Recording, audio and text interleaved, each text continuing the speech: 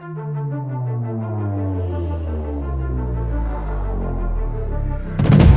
can be only one podcast, and may it be the Prince of the Universe. Hi, folks. I'm Matt. If this is one podcast, I am definitely here. I'm Wes. Hey. And Heath as special guest. Thank you. I'm glad. By the way, I am glad that you're here. I'm having a blast, you. y'all. Thank you for letting me partake. I'm having a blast with the both of you. The way that you go off on each other during the breaks here, it's just been great. But kind of like coming off that cage. Like I say, you need going off or going on. This is, we have the dark match for the house show to watch. That's us without recording. Then we hit record, and then suddenly the conversation shifts gears again. Something a little bit more lighthearted instead of where we want to punch people. Matt, it's an absolute joy to do this. I love talking old wrestling. I know. You know what? I can feel the passion, and I got a question for you when we finish because there was a lot for 1983, and so I didn't want to use that line on me one time. He could feel the passion. Untrue. Faithful fans. All right. My goodness. So I didn't want to rush through it. So I got a good question to keep, but I'm gonna get through the last of A3, and then we have a few more questions and stuff we want to talk about. So Wes, where are we? The next big thing that we want to cover is November 24th, the very first Starrcade.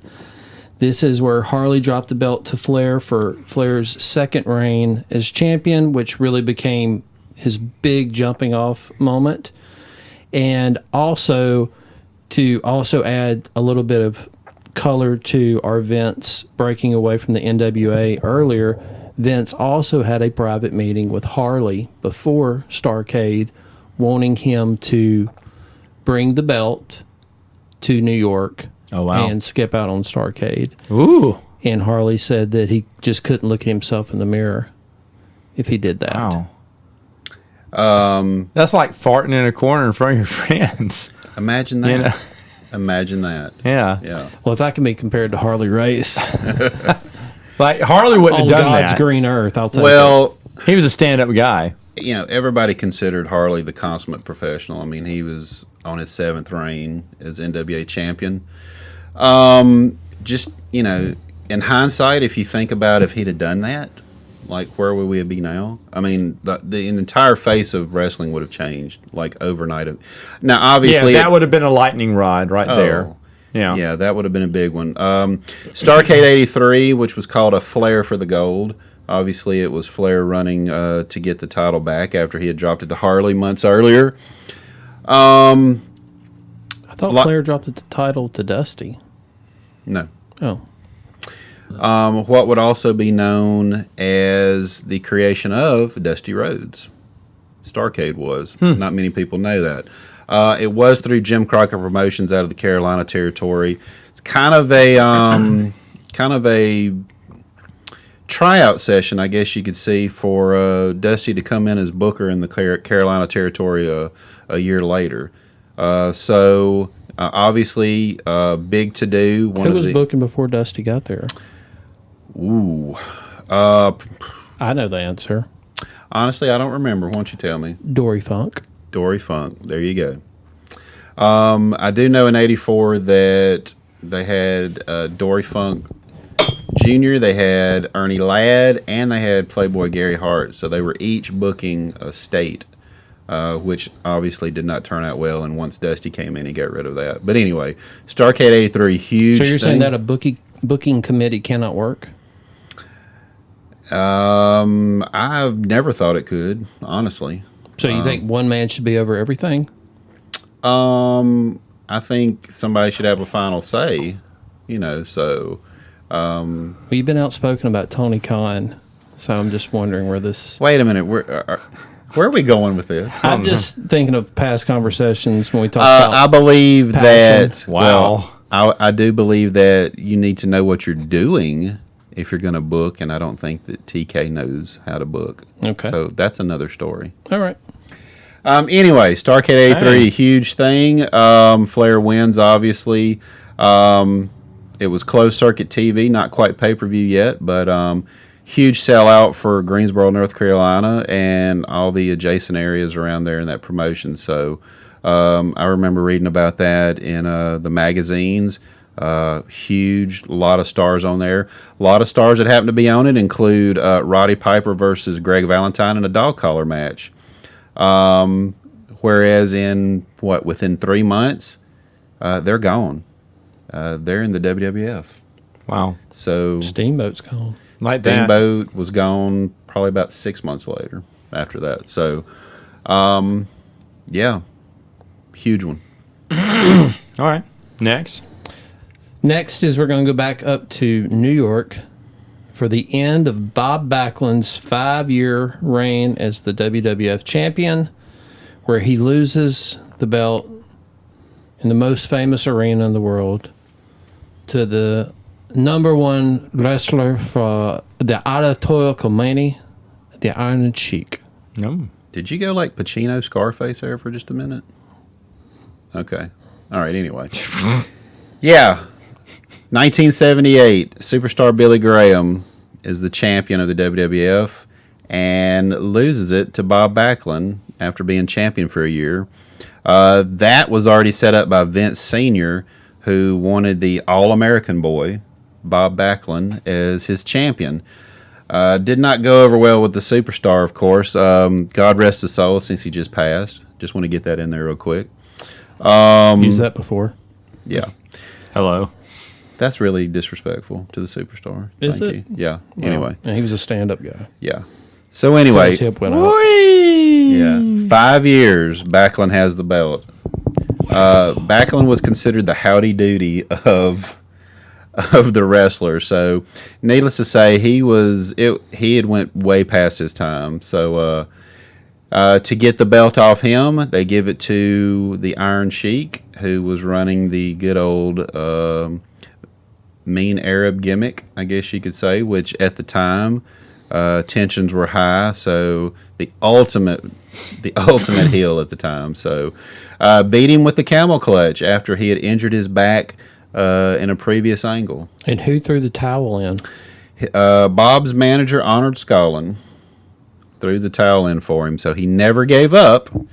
He just threw the towel in. Yeah. So that was huge. And that also sets up what's fixing to happen. December 27th, Hulk Hogan comes back to New York. Precursor to big things in 1984. As I talked about in a previous one, Hogan was the number one babyface in the AWA, the American Wrestling Association. For some odd reason, promoter Vern Gagne would not put the belt on him. He was always felt that his older veterans were more reliable, and he never would bank on him. Also, one of the reasons why Hogan left is Hulkamania was starting to run wild, if you will, up in his territory, and Hogan started selling a lot of T-shirts. So that's where the Hulkamania T-shirts started. Vern wanted a big slice of the pie. He wanted all the thermos money. Yeah, he wanted all the money. Wow. And Hogan said, "No, brother. No way." Took his finger and, Yep. Okay, got it. So Here's a thermos for you. yeah, so he had secret. Consolation prize. So from a shoot interview with Greg Gagne, who was Vern's son. Do you think Greg can tell the truth? Yes and no.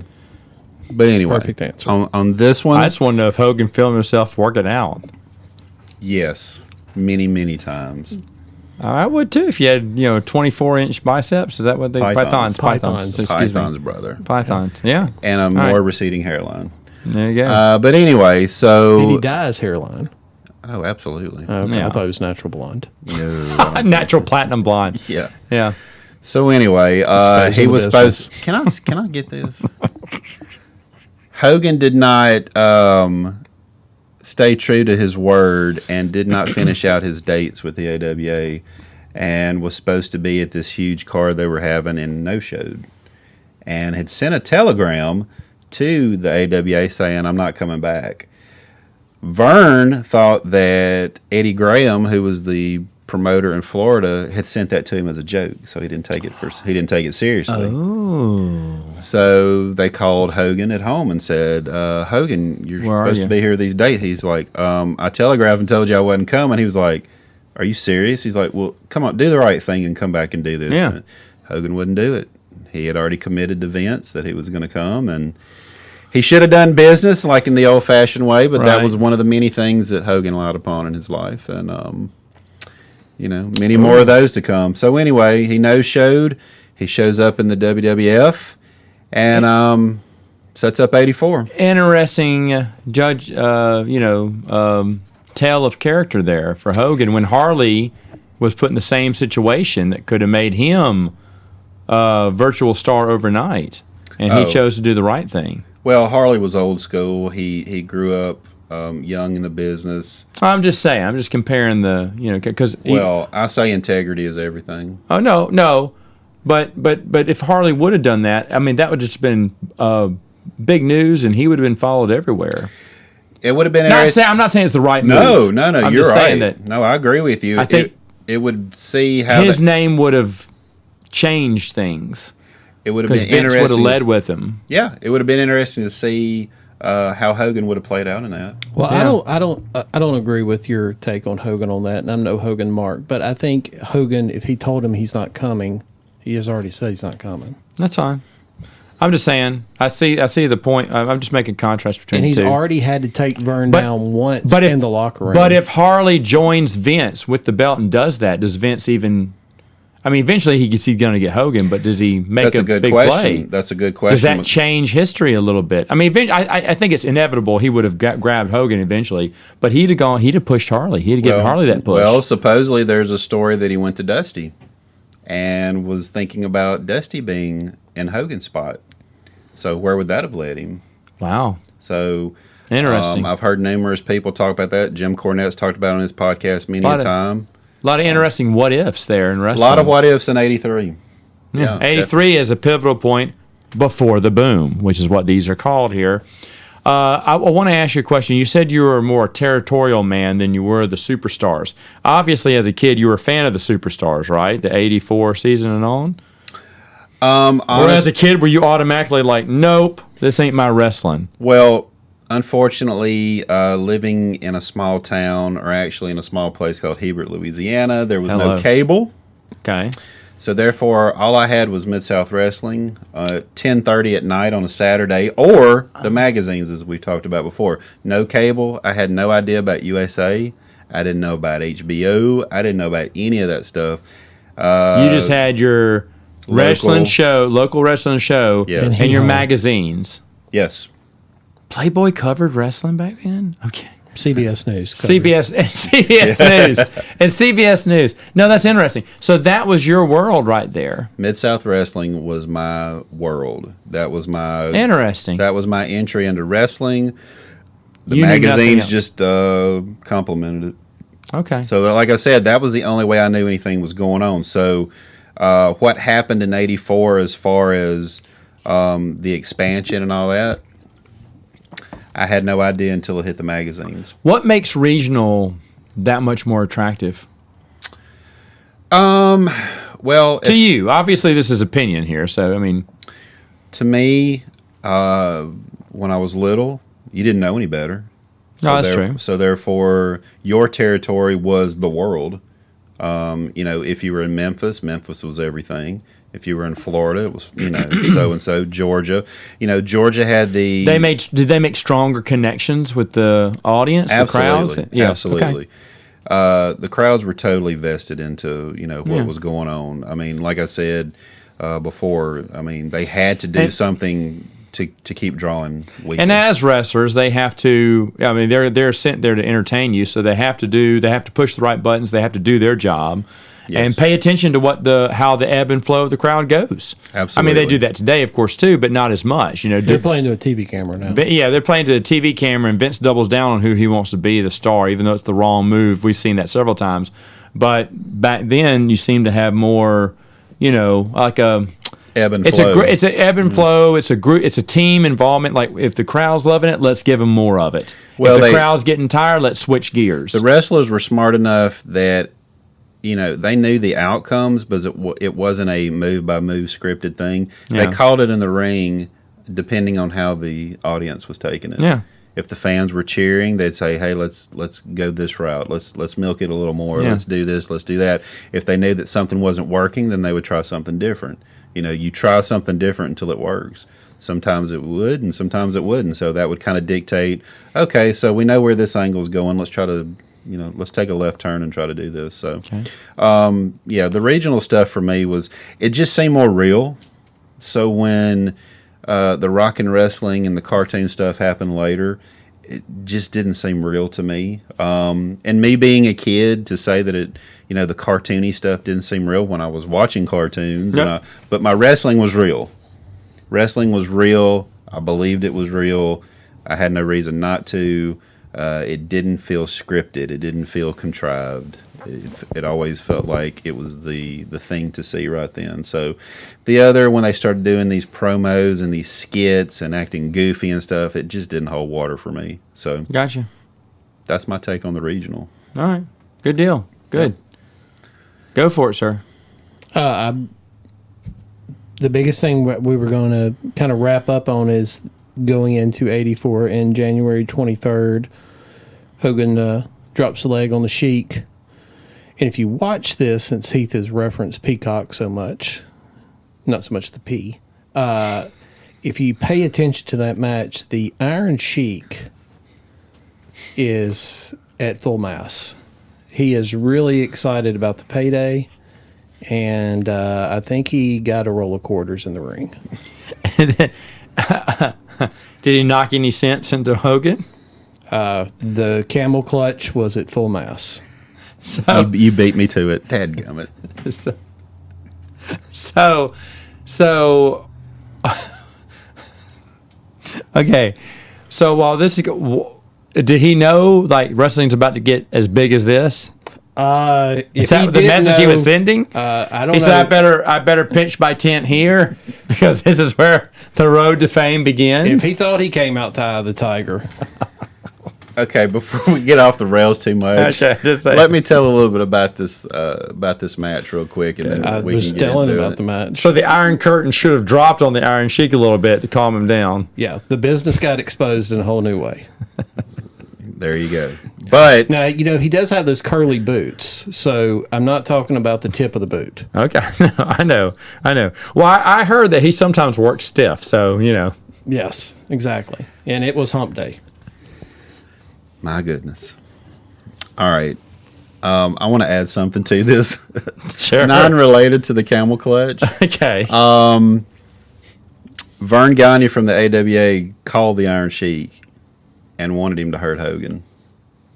Oh. So the Iron Sheik says. Yeah. Okay. So, So this is the tip of the iceberg. yeah, so Correct. he wanted him to put the hurt on Hogan because he was going to pay him a large sum of money supposedly. $100,000. Yeah, that was a large sum of money back then, so I don't know if that's true or not. But Sheik did business. He put Hogan over. Wow. We saw, for sure. Madison Square Garden. So he passed up a secret payday. Yeah, Wow. So I the bet Sheik says. obviously that was hard to do. yeah. So Hogan wins the belt, and we're off to the races. Wow. I'm glad that was your one note for 1984. Well, we could have went further. in Was it. the ending like a level of Super Mario Brothers? Did he jump on the flagpole? It was, I don't know, the Sheik's mustache. It's just, he's got a lot going on in that match. I mean, he's in really good shape. His abs, the way he pulls back on Hogan. It's I agree, pretty stiff match. Nobody had ever really gotten out of the camel clutch before, so Hogan did it. He powered up. He hulked up. That's what someone does, and they put someone over. They can do a Yeah. good job. They can do a crappy job too. Yep, drop the leg, and there you go. So we were also talking while doing this series of the past few weeks. We've been talking about how kind of like to go beyond this, right? At 84 and beyond. Yes. Yes. A few other ones. So I'd like to hear everyone's thoughts in the comments here about what you think about that, because I've really enjoyed this. I've learned a lot. There are a few things I knew from Dark Side of... I wasn't completely in the dark here. Dark Side of Wrestling really brought out some of these stories. Wes had already talked about one of the matches. That's how I remembered it. I can't remember what podcast that was on either, but you had mentioned that match on something. We were talking about when Mikey and I were talking about. That was without the best matches. Yes. Yeah. Mm-hmm. Was that a pay-per-view match? No. That must have been an honorable mention. Somehow you talked about that, because I remember you talking about that. Well, we one. talked. We just we. Oh, talked y'all were going off. Yeah, off script on to other stuff. Yeah. Real quick though, if you can, because we got the time here. Do you have you don't have to put them in order. Do you have a top 5 matches? From the year we've just done, or just in overall. general? What's ones you just say, man, that is just so memorable? Again, it doesn't have to be in order, but Any year. Is there any year? I'm gonna say one that really Heath stands- Hall of Fame. No particular order. I'm Yeah. gonna say Magnum TA Tully Blanchard I Quit match in the steel cage. Brutal. Still remembered.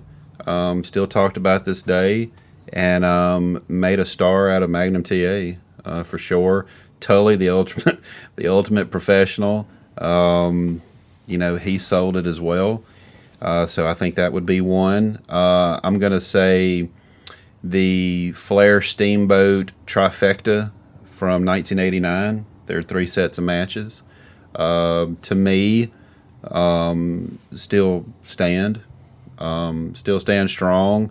They had been wrestling each other for years and years, so it was like, it was like a ballet. They just knew each other so well. They could call it. They could go. They could. To me, it was some of the best. Leading,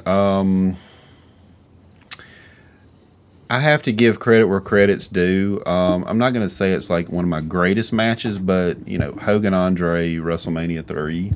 Oh my God! I didn't say it was the greatest. I'm going to say it was memorable. For the fact. Hey, it's Heath's Hall of Fame, so he can pick whatever he wants. Yeah, that's just an honorable mention because it was historic. Wow, look at this hate. It Hogan was hate. historic. I'm gonna say, that's some good ones. Those are some good ones. Yeah, I was, it's hard to go wrong with Flair most of the time, especially in the 80s. Mm-hmm. One of my favorite angles of all time, if we're, I would add that in there, is the double turn, Dick Murdoch and Ted DiBiase, 1985. DiBiase was the heel. Murdoch was the face, supposedly, and DiBiase was going to fight Flair for the title.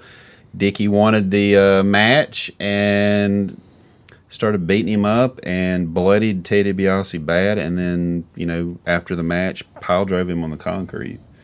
Okay. Which wow. was a double turn. It took up the whole hour of Mid-South Wrestling that year in 85. And, very memorable. So I think that match would be part of it. Steamboat and Savage. I mean, that was a great one. You sure do like WWF for somebody that loves the territories. Well, he's just talking about great matches. It's fine. He can talk It's about any great overall. matches. He's honest. Yeah. So anyway. No, those are good picks. I will say one. Starrcade 86, Night of the Skywalkers. Road Warriors versus the Midnight Express on a scaffold. Okay. Great one. I believe that's one where Cornette fell off the scaffold and busted his knee. Oh, wow. For real. So For that real. that was always a good one. And Flair. Dairy Queen came out. Yeah. Blizzard just yeah. leaked all the way out of his knee. Flair versus Sting at the first Clash of Champions. 45-minute draw made Sting a star. Flair did that. He wanted to wrestle him. So Yeah. I would say that's one. I'm sure there's plenty of other ones, but, the ones I think of, closer just because of memory is, unfortunately, it's some of the WWF stuff that's been out there. I mean, obviously, Hell in a Cell, Undertaker and Foley, Okay. iconic. I think there was about about 6 or 7 of us watching it in a trailer, and when he fell off the top of the cage, we moved the trailer because we all popped and we all jumped out of our seats because nobody Wow. had ever seen anything like that before. Ever. I mean, we literally the trailer moved. Wow. So it was that big of a pop. Yeah, very memorable. One that I saw in person that just happened to have Wes with me, and the only reason I'm going to put this one in there is because Wes got scared. It was the Dudley boys. Again, I can't remember who they were fighting. Do you remember who they were fighting? I do. Who were they fighting? This was our first ECW house show. First ECW show. 99? No. 7? I think it was 98. Okay, one or the other. It was the Dudleys, Bubba Ray, Bubba Way. Devon, and I want to say it was Big Dick. But it was New Jack against with Tommy Dreamer and the Sandman. Oh, and wow. Yeah. Bubba was cutting all these promos, and what I remember vividly, other than me grasping onto Heath like he was a big giant orange push-up, It's just holding you. was a full bottle of Sprite went by my head, closed a bottle, and bounced in the ring and shot again. And I was like, wow, this is getting dangerous. And that crowd was, you could say what you think is fake, but the 1,000 people in that little auditorium in Baton Rouge, it was about ready to jump off. He was scared to death. He held on to me for dear life, and we were like front row ringside. It was intense. I'm not even making that up. Bubba Ray could get so much heat from the crowd. That's where the BBD comic came from. He Were you got so much iron heat. shaking? I was. Yeah. Absolutely, 100%. Yeah, I mean it was really intense, and I believe if you go back to November to Remember, one of the pay-per-views, and you can see one of the promos he cut on the crowd. I think it's Heat Wave. One or the other. Where he talks about, he asked the woman? mother if yes, okay, she taught her daughter how to perform things. Oh yeah, full on X-rated nasty. So anyway, Best heel I ever saw live. Wow. In modern day wrestling was Bubba Ray. Okay. By far, not even close. I just thought of my number one match of all time. I had to think about it for a second. Okay. I saw it in person, Monroe Civic Center, Oh. 1984. Whoa. It was the Last Stampede, which was Cowboy Bill Watts and Stagger Lee, who was Junkyard Dog under a mask, versus the Midnight Express with Jim Cornette. And if Watts and Stagger Lee won, Jim Cornette either had to put on a dress or they put him in a diaper and he had a big baby bottle he had to suck on. So that was early 84. Mid-South had never been bigger. The influx of talent that came in, the Rock and Roll Express, the Midnight Express, Terry Taylor, a new booker, Superstar Bill Dundee came in, popped the territory. Nobody had ever seen anything like the excitement that they brought. Mid-South was more big guy, smash and bash, and the Memphis guys that came in were fast, quick, exciting. The Midnight Express was put together in Mid-South. That Dennis Condrey and Bobby Eaton were not a team before until they came in.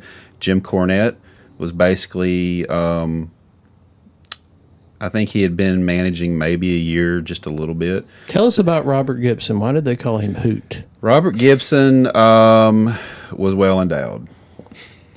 And Ricky Morton has a saying. What is that saying? Do you remember the one I'm talking about? Yes.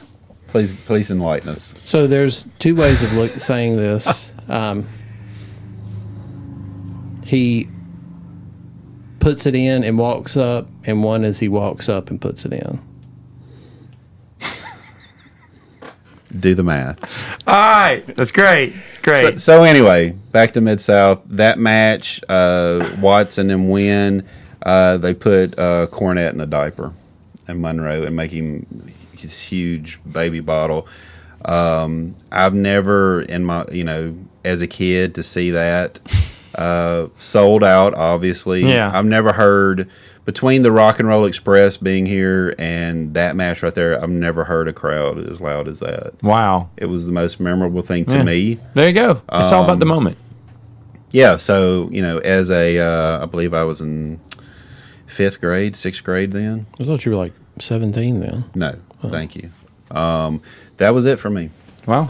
Awesome. All right. Well, hey, thanks for coming on again. I do want to preface this if we do a next one. 84 into 85 was super pivotal for WWF. That was the make or break year for them. Yes, they were getting ready to go, national, global. Hogan is the top. You had Piper coming in. You had some other ones coming in. So you've got Piper's Pit's fixing to be there. You've got the Rock and Wrestling Connections going to show up. You've got Cyndi Lauper. You've got MTV. You got all this stuff. And then leading up to March 85, you got WrestleMania, the first one. That was the one that if it didn't work, it was over. So there you go. It was a big gamble. So Just like this podcast thanks- was a big gamble. Thanks for cutting a promo yes. for next week. Appreciate that. Let's Matt- call it a teaser. Yeah, Matt, Wes, thank you for letting me be here. Appreciate it. Okay. We'll see you next time on Princes of the Universe. Give me that thermos.